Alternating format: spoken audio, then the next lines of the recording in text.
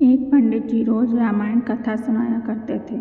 पंडित जी का नियम था, रोज कथा करने से पहले आइए हनुमान जी बैठिए कहकर हनुमान जी का आह्वान करते थे।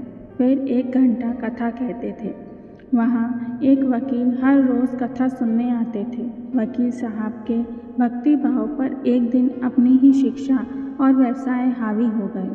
उन्हें लगा कि महाराज रोज आइए हनुमान जी बैठिए कहते हैं तो क्या हनुमान जी सचमुच आते हैं? अतः वकील साहब ने पंडित जी से पूछ ही डाला, महाराज जी आप रामायण की कथा बहुत अच्छी कहते हैं, हमें बड़ा रस आता है, परंतु आप जो गद्दी प्रतिदिन हनुमान जी को देते हैं उस पर क्या हनुमान जी सचमुच विराजते हैं? पंडित जी ने कहा, हाँ, यह मेरा व्यक्तिगत विश्वास है कि राम कथा हो रही हो तो हनुमान जी अवश्य पधारते हैं। वकील ने कहा, महाराज ऐसे बात नहीं बनेगी। यदि हनुमान जी यहाँ आते हैं तो इसका कोई सबूत दीजिए।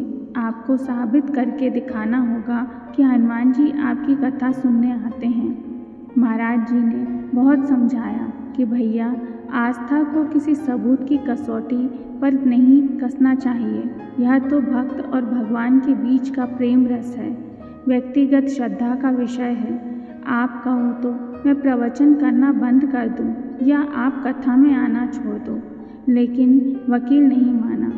वो कहता ही रहा कि आप कई दिनों से दावा करते आ रहे हैं, यह बात और स्थानों पर भी कहते होंगे, इसलिए महाराज जी आपको तो साबित करना ही होगा कि हनुमान जी कथा सुनने आते हैं।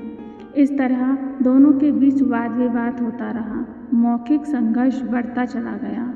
हार कर पंडित जी महाराज ने कहा, हनुमान जी हैं या नहीं उसका सबूत कल दिखाऊंगा।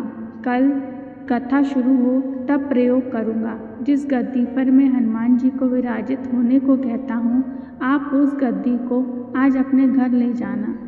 कल अपने साथ उस गद्दी को लेकर आना और फिर मैं कल गद्दी यहाँ रखूँगा। मैं कथा से पहले हनुमान जी को बुलाऊंगा, फिर आप गद्दी ऊंची उठाना। यदि आपने गद्दी ऊंची उठा कर दी तो समझना कि हनुमान जी नहीं हैं। वकील इस कसौटी के लिए तैयार हो गया। पंडित जी ने कहा, हम दोनों में से जो पराजित होगा वह क्या करेगा, इसका निर्णय भी कर लें।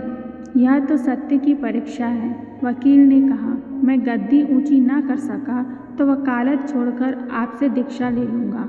आप पराजित हो गए तो क्या करोगे? पंडित जी ने कहा, मैं कथा वाचन छोड़कर आपके ऑफिस का चपरासी बन जाऊँगा।